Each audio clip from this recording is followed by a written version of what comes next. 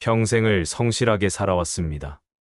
젊은 날의 땀과 눈물을 바쳐 가정을 일구고 자녀를 키워냈습니다. 이제는 조금 숨을 돌리고 편안한 노후를 보낼 수 있으리라 생각했지만 어찌된 일인지 마음 한구석에 불안은 쉬이 가시질 않습니다. 통장에 찍힌 숫자가 늘어나는 속도보다 여기저기 빠져나가는 돈이 더 크게 느껴지는 날들이 있습니다. 들어와도 잠시 머물다 금세 사라져버리는 재물 앞에서 우리는 때로 이것이 그저 운이 없는 탓이라고 팔자소관이라고 체념하곤 합니다. 하지만 정말 그럴까요? 성실하게 살아온 삶에 대한 보상이 고작 이런 것이라면 세상은 너무나 불공평한 것이 아닐까요? 애써 모은 재물이 마치 손가락 사이로 빠져나가는 모래알처럼 느껴질 때 우리는 잠시 멈추어 스스로에게 물어보아야 합니다. 혹시 내 안에 보이지 않는 재물의 흐름을 가로막고 있는 무언가가 있는 것은 아닌지 말입니다. 부처님께서는 재물 또한 인연의 한 모습이라 하셨습니다. 그 귀한 인연이 우리 곁에 머무르지 못하고 흩어지는 이유. 오늘은 그 깊은 마음의 연원에 대한 이야기를 나누어 보고자 합니다. 왜 우리는 부지런히 살아도 늘 돈 걱정에서 자유롭지 못한 걸까요? 그 근원적인 질문에 대한 답을 찾아가는 여정이 모든 분들의 삶에 고요한 평온을 가져다 주기를 기원합니다. 서울의 한적한 동네에서 작은 인쇄소를 운영하다 얼마 전 은퇴한 한 남자가 있었습니다. 평생을 기계 소리와 함께하며 검게 잉크가 밴 손으로 자식 둘을 번듯하게 키워냈습니다. 좁은 가게 안에서 밤낮으로 허리를 굽혀가며 일했고 남들처럼 번듯한 여행 한 번 제대로 가보지 못했지만 그래도 통장에 쌓여가는 돈을 보며 고된 세월을 위로받곤 했습니다. 이제 그 돈으로 남은 생을 편안히 보내면 되리라 믿었습니다. 하지만 은퇴 후의 삶은 생각과 달랐습니다. 가게를 정리하고 받은 퇴직금은 든든한 방패가 되어줄 줄 알았지만 현실은 그렇지 않았습니다. 아들이 시작한 작은 가게가 어려워지자 모른 척할 수 없어 적지 않은 돈을 내어주었고 아내의 무릎 수술비와 병원비는 생각보다 큰 돈이었습니다. 경조사비는 나이가 들수록 더 늘어만 갔습니다. 분명 큰 돈을 함부로 쓴 적도 사치를 부린 적도 없는데 통장의 돈은 조금씩 줄어들고 있었습니다. 남자는 밤마다 잠을 이루지 못했습니다. 낡은 계산기를 꺼내 남은 돈으로 앞으로 몇 년을 더 살 수 있을지 셈하고 또 셈했습니다. 그럴수록 마음은 조급해지고 불안은 눈덩이처럼 커졌습니다. 길을 가다가 번듯한 차를 타고 지나가는 옛 친구를 보면 괜히 마음이 불편했습니다. 저 친구는 젊어서부터 재주가 좋더니 나는 평생 저렇게 땀 흘리고도 이게 뭔가 하는 씁쓸한 마음이 고개를 들었습니다. 아내가 반찬값을 조금이라도 더 쓰면 자기도 모르게 날카로운 말이 튀어나갔고 우리 팔자에 무슨 복이 있겠소 하는 한숨이 입버릇처럼 되었습니다. 그는 돈이 없어서 괴로운 것이 아니었습니다. 엄밀히 말하면 남은 생을 살아갈 최소한의 돈은 있었습니다.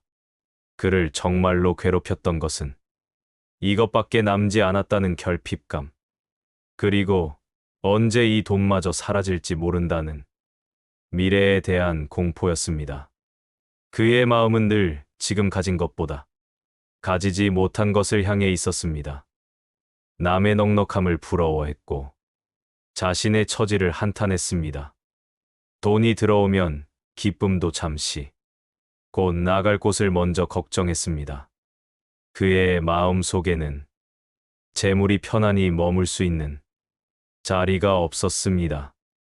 마치 밑 빠진 독처럼 아무리 물을 부어도 늘 마르고 헛헛한 마음의 상태. 이것이 바로 부처님께서 말씀하신 재물의 길을 가로막는 어베의 모습이었습니다.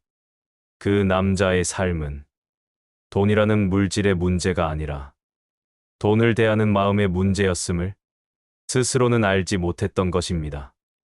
앞서 이야기한 남자의 고뇌는 비단 그 한 사람만의 것이 아닐 것입니다. 우리들 대부분이 평생을 돈 걱정의 그늘에서 살아가고 있습니다. 부처님께서는 이 문제의 해답이 돈 자체에 있지 않고 바로 우리의 마음에 있다고 가르치셨습니다. 재물이란 단순히 쌓아두는 물건이 아니라 인연 따라 흐르는 강물과 같아서 그 강물이 맑게 흐르고 고이게 하려면 먼저 마음의 물길을 잘 터주어야 한다는 것입니다. 재물의 흐름을 막고 흩어버리는 마음의 업을 다스리는 지혜, 그 세 가지 가르침을 깊이 새겨보고자 합니다. 첫 번째 지혜는 재물은 감사의 그릇에 담긴다는 것입니다. 부처님께서는 탐하는 자는 복을 좇으나 감사하는 자는 복이 그를 따르느니라라고 말씀하셨습니다. 여기서 탐하는 마음, 즉 탐욕이란 단순히 큰 돈을 욕심내는 것만을 의미하지 않습니다.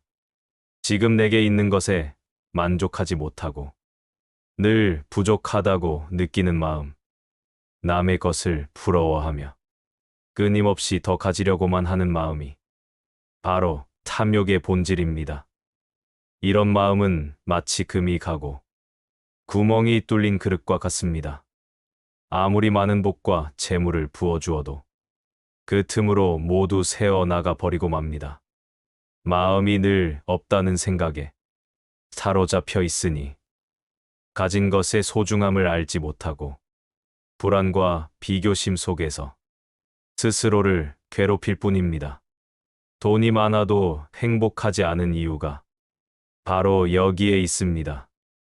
이 탐욕의 업을 끊어내는 가장 강력한 힘은 바로 감사하는 마음입니다. 많이 벌려는 마음보다 지금 내게 있는 것에 고마워하는 마음이 먼저일 때 비로소 재물이 머물 수 있는 단단하고 온전한 그릇이 만들어집니다. 지금 이 순간 따뜻한 방에서 잠을 잘 수 있음에 감사하고 밥 한 끼 굶지 않음에 감사하며 곁에 마음 나눌 사람이 있음에 감사하는 것. 그 작은 감사의 마음들이 모여 우리 마음의 그릇을 채우고 그 넉넉한 그릇 위로 복과 재물은 자연스럽게 흘러들어와 고이게 됩니다. 돈이 없어서 괴로운 것이 아니라 더 가지지 못해 괴로운 것은 아닌지 스스로의 마음을 깊이 들여다보는 것. 그것이 재물의 길을 여는 첫걸음입니다. 하지만 어떤 분들은 이렇게 물으실지도 모릅니다. 그저 마음으로 감사한다고 해서 없던 돈이 생겨나는 것도 아닌데 그것이 현실에 무슨 도움이 된단 말인가 하고 말입니다.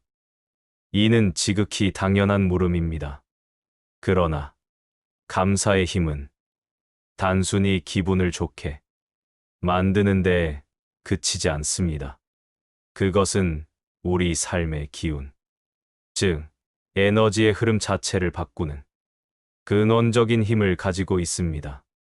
탐욕과 불만으로 가득 찬 마음은 늘 쫓기고 불안합니다.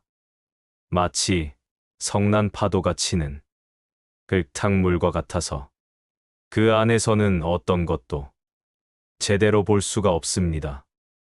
이런 마음의 상태에서는 좋은 기회가 와도 그것을 알아채지 못하고 올바른 판단을 내리기도 어렵습니다. 또한 부정적인 기운은 주변 사람들을 밀어내어 귀한 인연마저 멀어지게 만듭니다. 복과 재물은 결코 혼자 오는 법이 없이 사람과 사람 사이에 좋은 인연을 통해 흘러들어오는 것인데 스스로 그 길을 막아버리는 셈입니다. 반면에 감사로 채워진 마음은 고요하고 맑은 호수와 같습니다. 마음이 평온하니 시야가 넓어지고 사물을 있는 그대로 꿰뚫어보는 지혜가 생겨납니다. 이전에는 보이지 않던 작은 기회들이 눈에 들어오기 시작하고 내 곁에 있는 사람들의 소중함을 깨닫게 됩니다. 따뜻하고 긍정적인 기운은 자연스럽게 좋은 사람들을 끌어당깁니다. 그렇게 맺어진 새로운 인연들이 예기치 못한 도움과 기회를 가져다 주기도 합니다. 이처럼 감사는 재물이 들어올 수 있는 보이지 않는 길을 닫고 넓히는 가장 근본적인 마음의 수행입니다. 단단하게 만들어진 감사의 그릇은 비어 있는 것처럼 보여도 이미 온 우주의 풍요로움을 담을 준비를 마친 상태인 것입니다. 두 번째 지혜는 재물은 존중의 마음을 따라 흐른다는 것입니다. 우리는 흔히 돈을 얼마나 많이 버는가에만 집중하지만 부처님께서는 그 돈을 어떻게 쓰느냐가 훨씬 더 중요하다고 강조하셨습니다. 감사 없이 쓰는 재물은 업을 쌓고 감사로 쓰는 재물은 복을 돌려주느니라. 이 가르침은 돈을 쓰는 행위 하나하나에 깊은 마음을 담아야 함을 일깨워 줍니다. 무심코 습관처럼 소비하고 남에게 보이기 위해 혹은 순간의 감정을 풀기 위해 돈을 쓰는 것은 재물이라는 인연을 존중하지 않는 태도입니다. 이러한 의식 없는 소비는 내 안의 복을 소리 없이 빼앗아가는 구멍이 됩니다. 재물에 대한 존중은 타인의 재물을 대하는 태도에서도 드러납니다. 저 사람은 돈이 많으니 이 정도는 괜찮겠지 하는 가벼운 마음으로 남의 것을 대하거나 빌린 것을 제때 갚지 않거나 약속을 가볍게 여기는 것은 그 사람의 돈이 아니라 자기 자신의 복을 깎아내리는 행위입니다. 타인의 복을 존중하는 자는 그 복의 일부를 나누어 가지며 타인의 복을 가볍게 여기는 자는 자신의 복도 가벼워지느니라 하신 부처님의 말씀처럼 돈에 많고 적음을 떠나 그 사람이 가진 인연을 귀하게 여길 줄 아는 마음 위에 복은 머무릅니다. 또한 지나친 자존심 때문에 마땅히 도움을 청해야 할 때를 놓치거나 먼저 손 내밀지 못하는 것도 스스로 복의 흐름을 막는 어리석음입니다. 진정으로 나를 존중하는 자존감은 때로 머리를 숙일 줄 아는 겸손함 속에서 더욱 빛나며 그런 마음의 길을 따라 귀한 인연과 재물이 흘러들어오는 법입니다. 이처럼 자신을 낮추고 타인을 존중하는 마음은 단순히 재물을 얻기 위한 기술이 아닙니다. 그것은 세상을 살아가는 가장 지혜로운 태도이며 모든 좋은 인연을 끌어당기는 중심축이 됩니다. 가장 잘 익어 속이 꽉 찬 벼가 스스로 고개를 숙이듯 내면이 진정으로 충만한 사람은 헛된 자존심을 내세워 자신을 증명하려 애쓰지 않습니다. 오히려 주변의 작은 도움에도 깊이 감사할 줄 알고 자신의 부족함을 솔직하게 인정하며 배움을 청하는 것을 두려워하지 않습니다. 생각해 보십시오. 뻣뻣하게 고개를 들고 있는 그릇에는 아무것도 담을 수가 없습니다.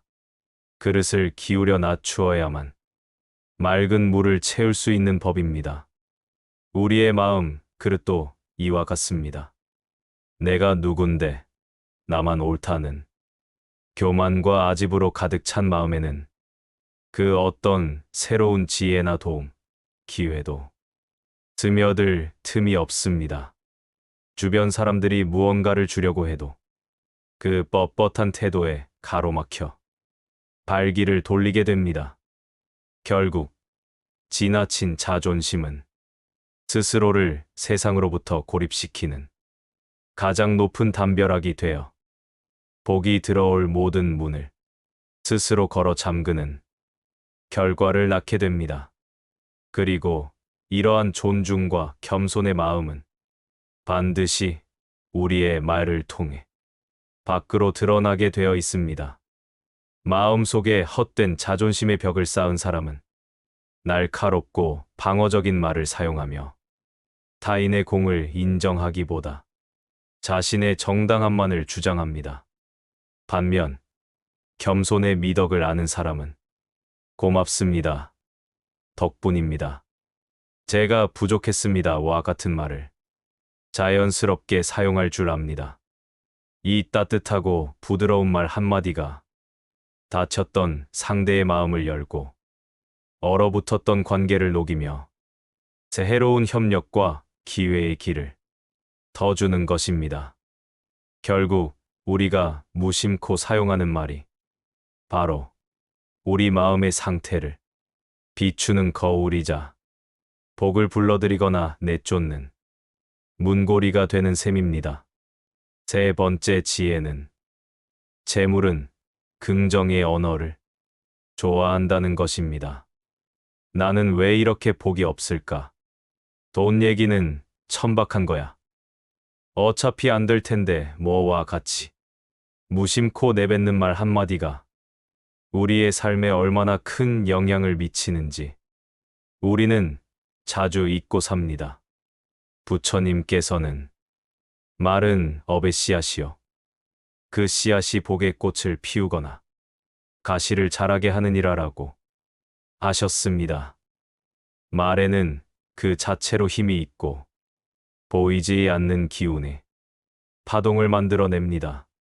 특히 불평과 불만의 언어는 복의 문을 닫게 하는 가장 강력한 장애물입니다. 불평이 많아지면 마음은 거칠어지고 삶의 모든 흐름이 막히기 시작합니다. 스스로를 복 없는 팔자라고 말하는 순간 우리는 그 말로 자신의 운명을 그렇게 만들어가고 있는 것입니다. 반대로 감사와 긍정의 말은 복을 불러들이는 주문과 같습니다. 감사합니다. 덕분입니다. 분명 좋은 일이 생길 것입니다. 와 같은 말들은 가장 먼저 내 귀로 들어와 나의 잠재의식을 바꾸고 내 주변의 기운을 맑고 따뜻하게 만듭니다. 불평하는 이는 가진 복도 흘려보내고 감사하는 이는 없는 복도 불러오느니라는 가르침을 기억해야 합니다. 오늘부터 내 입에서 나가는 말들을 가만히 살펴보십시오. 내 복을 쫓아내는 말을 하고 있는지 아니면 복을 불러들이는 말을 하고 있는지 스스로를 위한 따뜻하고 희망적인 말을 한마디 더 건네는 작은 습관이 막혀있던 재물의 흐름을 바꾸는 위대한 시작이 될 것입니다. 말은 내가 먼저 듣는 기도임을 잊지 말아야 합니다. 결국 재물의 흐름을 바꾸는 열쇠는 모두 우리 자신에게 있었습니다. 우리는 지금까지 재물이란 밖에서 구하고 애써 붙잡아야 하는 것이라 여겼지만 부처님의 지혜는 그 반대를 가리키고 있습니다. 먼저 내 마음의 밭을 잘 가꾸어야 풍성한 수확을 기대할 수 있다는 것입니다. 생각해 보십시오. 우리의 마음을 복이 머물고 싶어 하는 하나의 집이라고 상상해 보는 겁니다. 첫 번째 지혜였던 감사하는 마음은 이 집을 짓는 가장 단단한 주춧돌과 같습니다. 감사의 주춧돌 위에 두 번째 지혜인 존중과 겸손의 마음으로 튼튼한 기둥과 지붕을 올립니다. 그리고 마지막으로 세 번째 지혜인 긍정과 희망의 말로 그 집 안을 따스한 햇살과 맑은 공기로 가득 채우는 것입니다.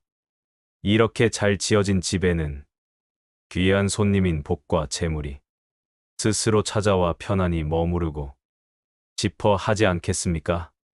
반대로 불평과 탐욕으로 축축하고 교만의 벽으로 닫혀 있으며 부정적인 말로 공기가 탁한 집에는 복 또한 잠시 머물다 황급히 떠나갈 수밖에 없습니다. 하지만 이 모든 지혜로운 가르침도 머리로만 이해하고 삶으로 살아내지 못한다면 한낱 공허한 메아리에 지나지 않을 것입니다.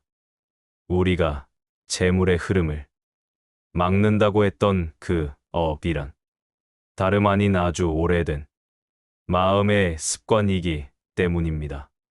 수십 년간 이어온 낡은 습관을 하루아침에 바꾸기란 결코 쉽지 않습니다. 그렇기에 우리는 의식적인 노력과 꾸준한 실천을 통해 새로운 습관을 들여야만 합니다. 부처님의 지혜로운 가르침을 마음에 새기는 것에서 나아가 우리의 일상 속에서 직접 그 가르침을 실천하며 몸과 마음에 익숙하게 만들어야 합니다. 거창하고 어려운 수행이 아니라 오늘 당장 시작할 수 있는 작은 습관의 변화가 우리 삶의 재물 흐름을 바꾸는 큰 힘이 될 수 있습니다. 우리의 삶에 구체적으로 적용할 수 있는 세 가지 실천 방안을 나누고자 합니다. 첫 번째 실천은 감사 찾기 명상입니다. 흔히 감사 일기를 쓰라고 하지만 쓰는 행위 자체가 부담스럽게 느껴질 수 있습니다. 그 대신 하루를 마무리하는 저녁 시간, 조용한 곳에 편안히 앉아 눈을 감고 5분만이라도 감사 찾기를 해보는 것입니다. 오늘 하루 동안 나의 삶을 가능하게 해준 것들에 대해 마음속으로 감사를 표현하는 시간입니다. 오늘 아침 눈을 뜨고 새로운 하루를 맞이할 수 있었음에 감사합니다. 점심에 먹었던 따뜻한 밥 한 그릇에 감사합니다. 나를 걱정해주는 가족이 있음에 감사합니다. 와 같이 아주 사소하고 당연하게 여겼던 것들에서부터 시작합니다. 특히 돈과 관련하여 오늘 내가 지불한 돈으로 누군가의 생계가 이어졌을 것을 생각하니 감사합니다. 비바람을 막아주는 이 집에서 편안히 쉴 수 있음에 감사합니다. 와 같이 생각의 방향을 없음이 아닌 있음으로 돌리는 연습입니다. 처음에는 어색하고 억지스럽게 느껴질 수 있습니다. 감사할 것이 하나도 없다고 느껴지는 날도 있을 것입니다. 그럴 때일수록 더욱 의식적으로 숨을 쉴 수 있다는 사실 하나만이라도 떠올려 보십시오.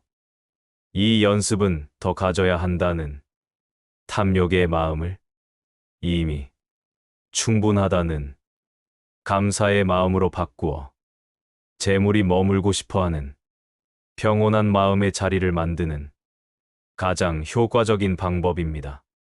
두 번째 실천은 마음 담아 돈 쓰기입니다. 우리는 하루에도 몇 번씩 돈을 씁니다. 시장에서 장을 볼 때, 병원비를 낼 때, 자녀에게 용돈을 줄 때 그 모든 순간을 의식적인 수행의 기회로 삼는 것입니다. 지갑에서 돈을 꺼내거나 카드를 건넬 때 아주 잠시라도 마음속으로 축원의 기도를 더하는 것입니다. 이 돈이 좋은 곳에 쓰여 여러 사람을 이롭게 하기를 바랍니다. 이 음식을 만들어 주신 분들께 감사합니다. 나의 치료를 도와주시는 의료진에게 이 돈이 잘 전달되기를 바랍니다. 와 같이 돈이 단지 물건을 사는 교환 수단이 아니라 나와 세상을 연결하는 감사와 에너지의 흐름이라고 여기는 것입니다. 이러한 마음가짐은 돈을 함부로 쓰거나 감정적으로 소비하는 습관을 자연스럽게 막아줍니다.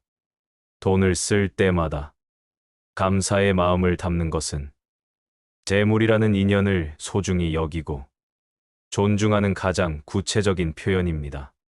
처음에는 매번 기억하기 어려울 수 있습니다. 그럴 때는 하루에 단 한 번, 커피 한 잔을 살 때라도 의식적으로 실천해 보십시오. 돈을 쓰는 행위가 기도가 될 때, 그 돈은 반드시 더 큰 복이 되어 우리에게 돌아오게 될 것입니다.